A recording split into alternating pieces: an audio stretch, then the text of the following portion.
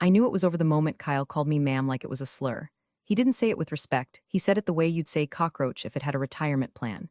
25 years of blood, sweat, and solder, and now I'm boxed up like expired toner. My badge deactivated itself before I even made it to the elevator. That's how Apex manufacturing ends for me. Not with a thank you, not with a cake, but with a shrill beep and the sterile scent of Lysol on faux wood laminate. I looked around my desk one last time. It used to be a mess, but the kind of mess that meant something. Blueprints tucked under empty tea mugs, post-its full of cryptic equations only I understood, and a half-eaten bag of Werther's originals I never had the heart to throw out. Now it was barren.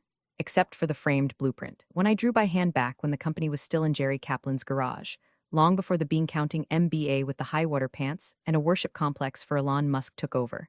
I held the frame in my hands a moment longer than I needed to. Then I slipped it into my tote bag like it was a holy relic. Let me guess, you're already hooked, and if you are, humor me for 2 seconds. Only 3% of folks watching are actually subscribed. That means 97% of y'all are just ghosting me like Kyle ghosted employee loyalty. I'm trying to hit 10,000 subs, my first real milestone, and it would mean the world if you clicked that little button.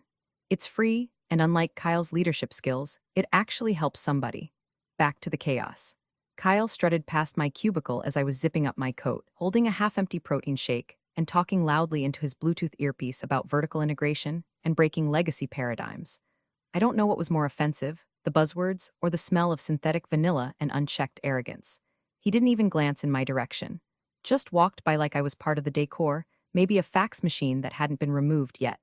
The only nod I got was from Margaret at reception, who gave me the kind of tight-lipped smile women reserve for funerals and court dates. I made my way through the building slowly, like I was saying goodbye to a dying relative. The loading docks. The old break room with the vending machine that always ate your change but never your hope.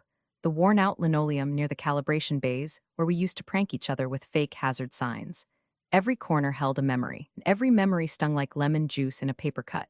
You know what really got me, though?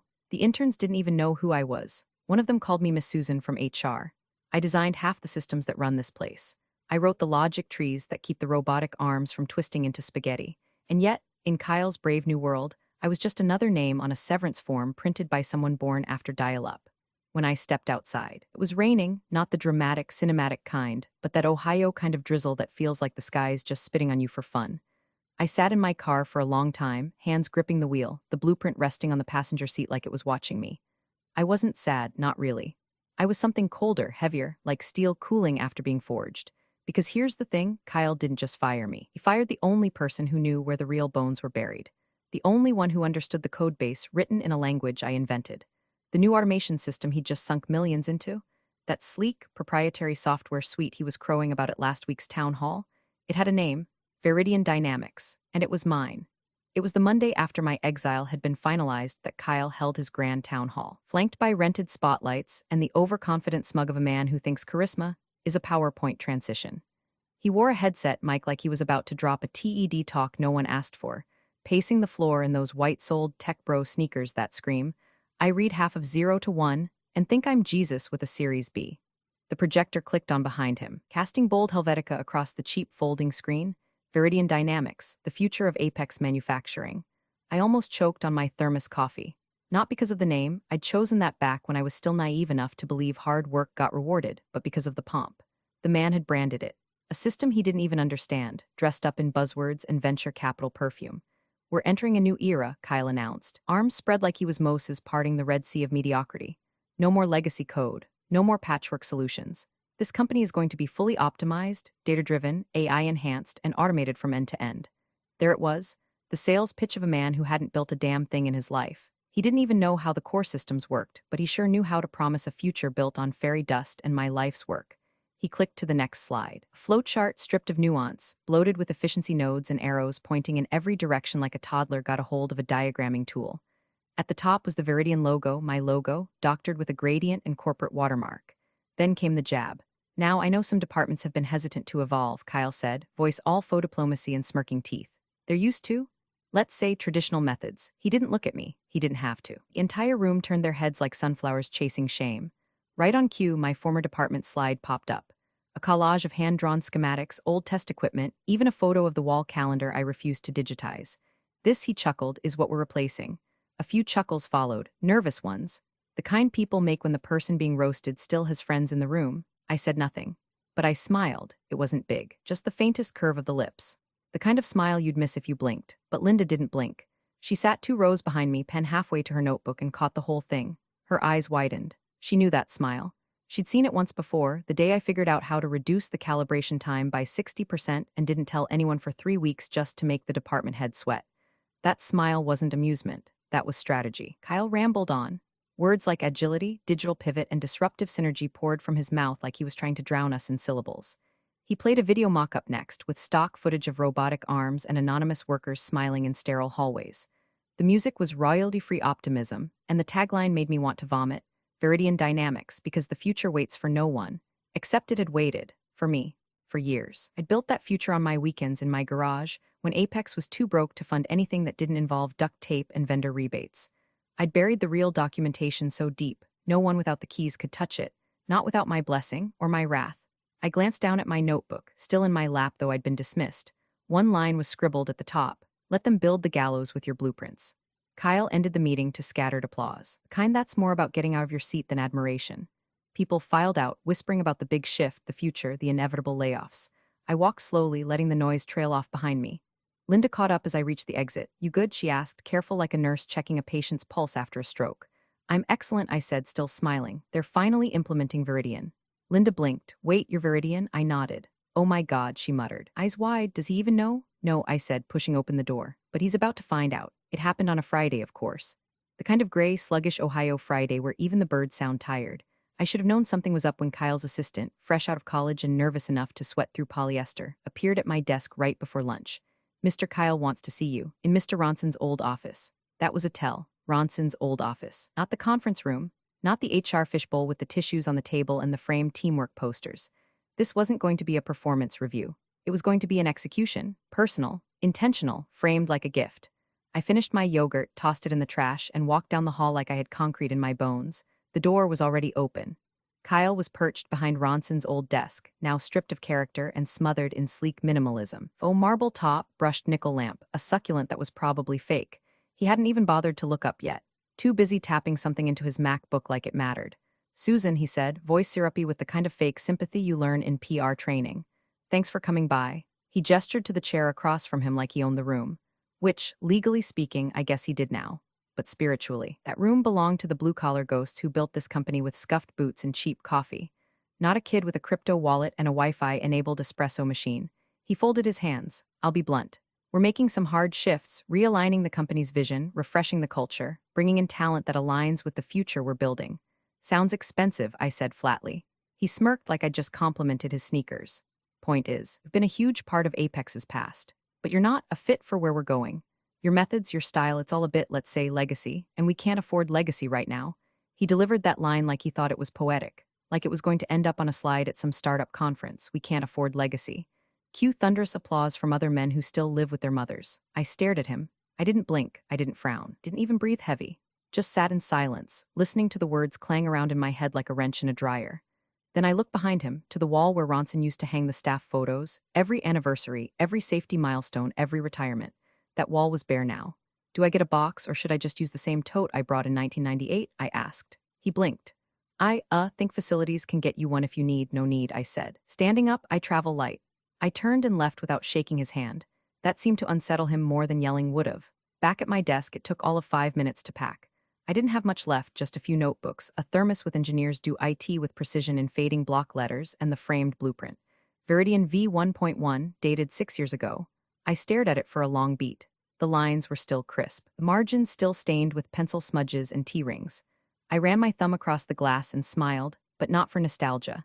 It was the smile of a chess player who knows you just moved your queen into a trap. Linda appeared at the edge of my cubicle, eyes wide, mouth already forming the kind of apology people give when they're still trying to figure out if they should hug you or offer tissues. I heard, she whispered. I nodded once. Tell Kyle to read the fine print next time. She blinked. What fine print? I slipped the blueprint into my tote bag. The kind that starts with US. Patent no. 10,812,944 B2. She stared after me like I'd just spoken Latin. I walked out of Apex Manufacturing without looking back. Kyle probably watched from the window like a movie villain watching the hero fade into the mist, thinking he'd won. That smug little click of finality. The great purge complete. Out with the old, in with the ignorant. What he didn't know, what he couldn't know, was that the system he just bet the entire company on, it didn't belong to him. It belonged to me. My garage didn't smell like oil and sawdust like most people's. It smelled like strategy, cold steel, solder resin, and the faint trace of lavender from a sachet my mother tucked into my old toolbox 20 years ago and that I'd never had the heart to throw away. The place was spotless. Pegboard walls lined with labeled tools, binders arranged chronologically by invention, every cable zip-tied like a Boy Scout's nightmare. Most people go to therapy. I alphabetized my drill bits. Saturday morning, while Kyle was probably doing lines of protein powder off a crypto magazine, I sat at my steel desk in the back corner of the workshop and opened the drawer marked Viridian. It slid out smooth. No squeak, no hesitation, just like the revenge I was building. Inside were 7 neatly bound folders, blueprints, test data, and all the grimy little details of Viridian Dynamics. And no, it wasn't a company. It was never meant to be. Viridian was the name I'd given the system years ago, when I realized Apex's production tech was more duct tape than digital. A Frankenstein's monster of legacy code, outdated robotics, and human workarounds so fragile they made IKEA instructions look like military doctrine. Viridian was my answer. A modular, self-optimizing automation suite that could retrofit aging infrastructure without tearing the whole damn factory down. Adaptive, lean, elegant as hell. I built it in this garage with borrowed sensors, a used 3D printer, and one very patient cat. I didn't tell Apex about it at first. Too risky, too radical. But when Ronson was still in charge, back when the company had a soul and didn't host mandatory mindfulness stand-ups, I floated the idea to him. Gave him a peek at the schematics, even offered him a sweetheart licensing deal. Full access, $1 buy-in, and my personal support to integrate it safely. He'd smiled, kind but tired. I'm 3 years from a beach chair, Susan.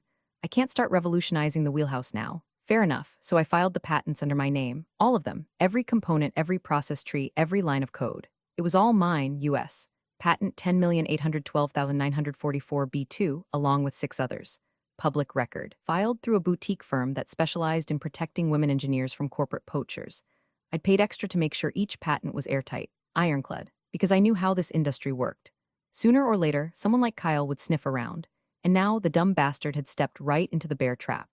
I spent the rest of Saturday combing through the digital backups, schematics, signed mail receipts from the patent office, licensing terms, even my old emails with Ronson discussing Viridian. I made copies of everything, encrypted them twice, and stored them on 3 separate drives, one local, one on the cloud, and one mailed to myself in a sealed envelope, postmarked, unopened, just for the lawyers. By noon on Sunday, I'd assembled what I now referred to, without irony, as the Kyle Kit. Curated packet of doom containing everything from patent filings to system logs showing that the current implementation at Apex was using my proprietary command syntax.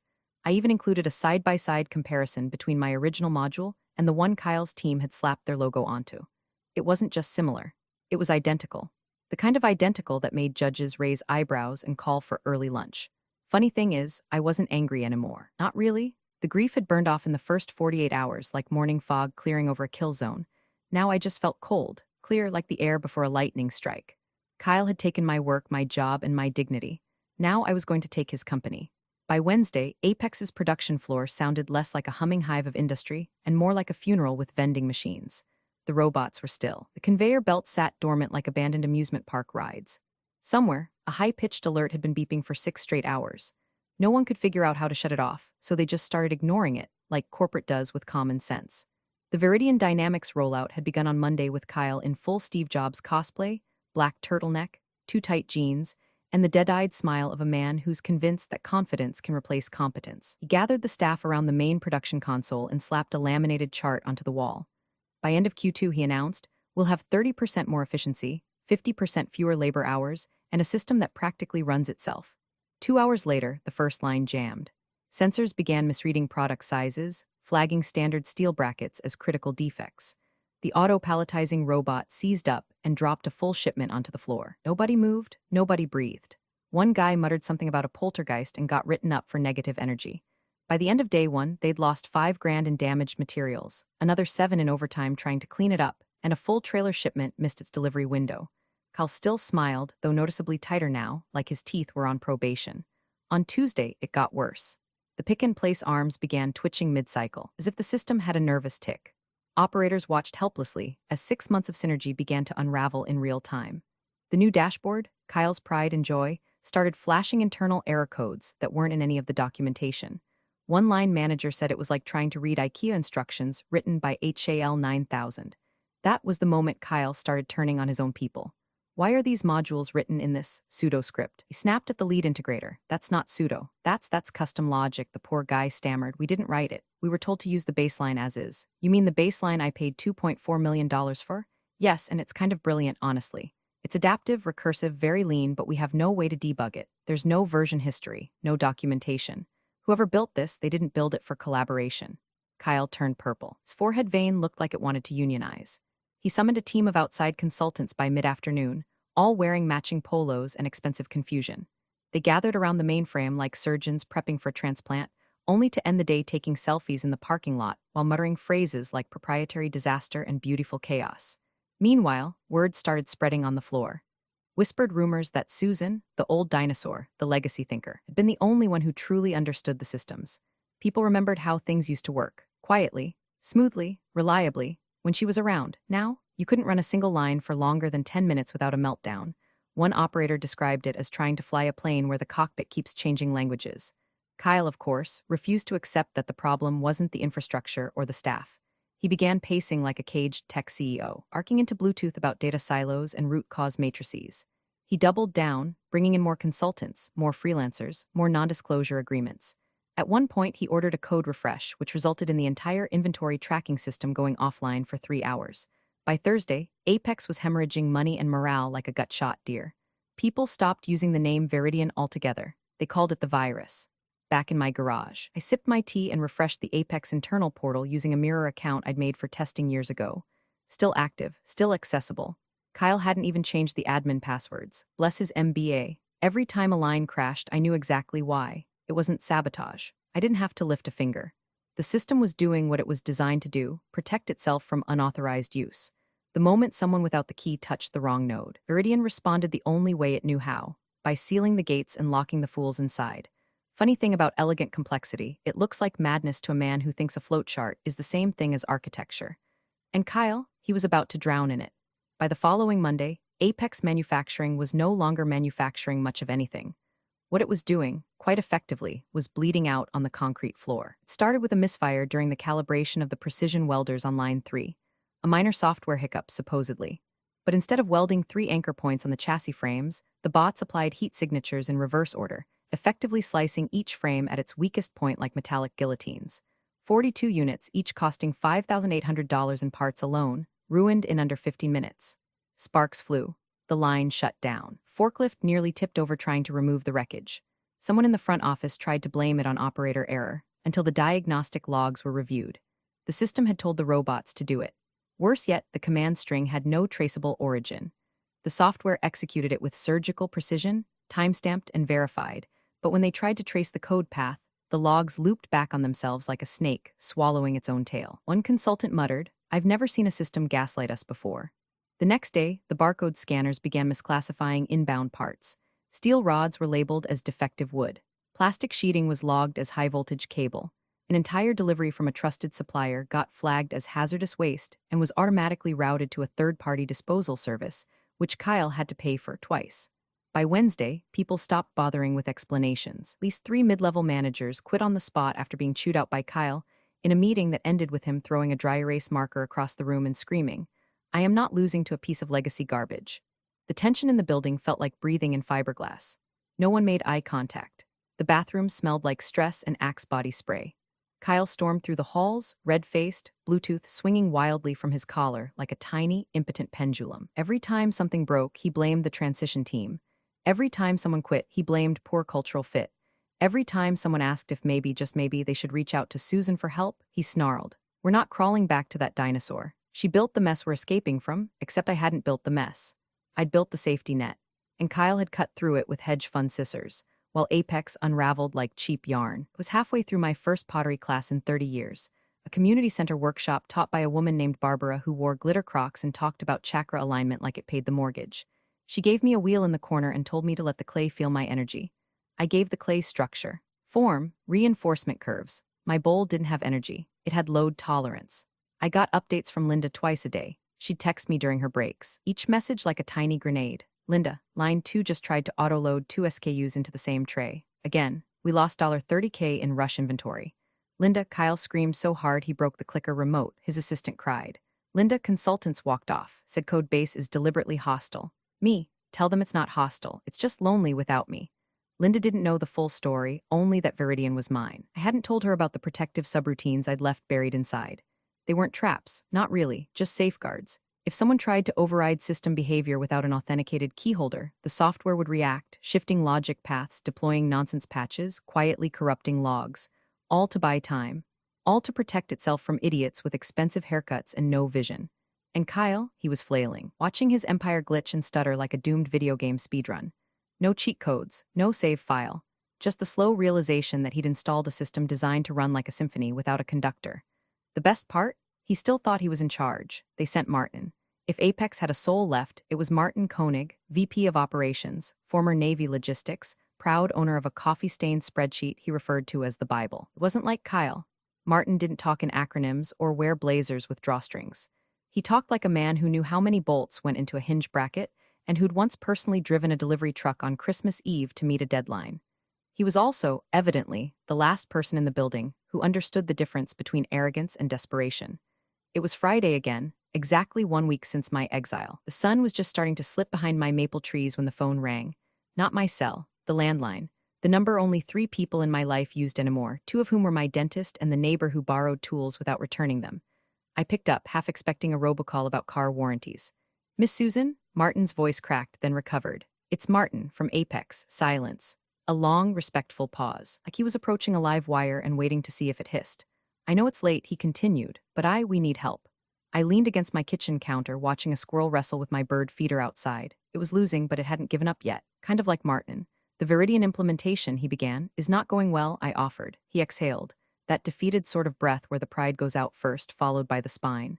It's a catastrophe. He admitted nothing syncs. The system's locking us out of our own archives. It's like we're working inside a Rubik's Cube that changes colors mid-turn. That's a poetic way to describe sabotage. He hesitated. I don't think it's sabotage. I think it's just beyond us. He was right. It wasn't sabotage. It was justice, slow-cooked and elegantly automated. So what do you need from me? I asked, though we both already knew. A consult. Just a few days. Help us bridge the old with the new. You know the legacy systems. You built half of them. And we suspect the newer platform, Viridian, was based on something you may have touched before. I smiled, invisible but sharp. Martin continued. Kyle doesn't know I'm calling. He'd never allow it officially. But I'm not going to watch this company burn just because he thinks engineers are replaceable. That almost moved me. Almost. Martin, I said slowly, you're one of the few people at Apex I actually respected, so I'm going to say this kindly. I walked to the window, the phone tucked between my shoulder and cheek, and watched the squirrel finally give up and scurry off. My consulting rates are astronomical. You'll need to liquidate some stock options just to afford the email I'd send, and even then I might invoice you for punctuation. Silence. Then the faint, defeated shuffle of someone who just realized the safety net is made of knives. And besides, I added, I'm rather enjoying my old-fashioned retirement. Pottery, gardening, unbothered silence. I've rediscovered the radical joy of sleeping past 5 a.m. Another beat passed. Then Martin, ever the professional, gave me the only response a man like him could muster. Understood. Click. I hung up gently. It wasn't cruel. It was clean. Not a slammed door. Not a shouted I told you so. Just the sweet, humming silence of no. The final collapse didn't come with fireworks. It came with a blinking cursor. A silent, blinking cursor on the main production terminal, line 1, the oldest and most stubborn part of the factory, where a night shift supervisor named Alex ran a routine diagnostic because the scanner wouldn't stop flagging 8 bolts as missing. It was supposed to be a harmless check. Standard protocol. Click a few buttons, generate a batch report, reboot. Instead, the moment he hit RUN, the screen froze, then flashed once. Unauthorized integrity check detected, then again, reverting to failsafe mode initiated. And just like that, the floor went dark. All terminals, all dashboards, every screen in the facility blinked off, then back on, blue with white text like a prophecy. Viridian Dynamics, system lockdown complete. Error code 1005A. License validation failed. System authority, null. In a matter of 90 seconds, the entire quarter's production schedule was gone. Not erased, corrupted. The inventory database was overwritten with recursive shell commands that made recovery not just difficult, but impossible. Every barcode, every batch number, every order reduced to static. Machines that had just been humming now sat cold and blinking, like they were embarrassed to be. The first email came in from Peterson Industrial, their biggest client. Subject, urgent missing shipment confirmation, then another from the legal team at Wilton & Bros. attaching a notice of breach of contract. By the time Kyle was pulled out of his weekly culture innovation brainstorm, playing ping pong with himself in the break room, there were over 40 flagged messages in his inbox. Half of them had the word termination in the subject line. Not the fun kind. He tried to reboot the system manually, big mistake. The root commands required biometric confirmation from a verified system architect. Kyle slapped his palm on the sensor like a toddler trying to open a vending machine. Nothing. His Bluetooth headset shorted out mid-call with one of the consultants, leaving him screaming into the void like a sitcom villain with no audience. He threw his tablet. It cracked. He screamed again. By noon, investors were calling. One of them, a tech fund from Palo Alto, wanted to know why they had funneled $3.2 million into a system that now appears to be held together by spite and vengeance. Another asked if Kyle had accidentally installed ransomware on purpose. The local business journal broke the story that afternoon. Apex Manufacturing in meltdown. New tech initiative triggers operational collapse. The article didn't mince words. Described Kyle as young and eager, but ultimately unprepared, with a quote from an anonymous employee describing the Viridian rollout as like giving a toddler a flamethrower and expecting a wedding cake. In a single business day, Kyle's kingdom became a cautionary tale. HR scheduled emergency exit interviews. Finance requested panic budget models. Legal drafted public statements that read like apologies dipped in PR sewage.